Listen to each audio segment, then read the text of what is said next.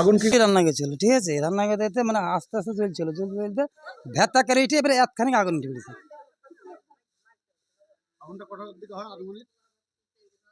সাড়ে 10টা 11টা, এই 12টা। আমি তো ছিলাম না, দিয়ে আমি এই শিখা বলতে কেড়েছি, ব্যবসা গেছিলাম। হ্যাঁ, 7,000 টাকা মানে কাপড়ের মধ্যে, আর একটা বড় মোবাইল, আর এমনি হয়তো না যা জিনিস আছে, নতুন কাপড় ছিল সিদ্ধি। এইখানে খাওয়া, এখানে শোয়া, এখানে সবকিছু। আমি এমনি কলা ব্যবসা করি। আমি যা ছিল সবই পুড়ি ধরে গেছে। আগুনটা এদিকে সবাই জল ঢেললো, ঢেলি সব লিবি দিল, দিয়ে গ্যাসে রেক চাপা দিল, দিয়ে লিবি ফেলিছে। ক্ষতি অনেক কিছুই হয়েছে, কাপড় চুপড় পুড়িছে, ছায়া জামা ছিল এইসব বাইরে ডাফে ছিল, জুলাই নিয়ে সেগুলা পুড়ি গেছে।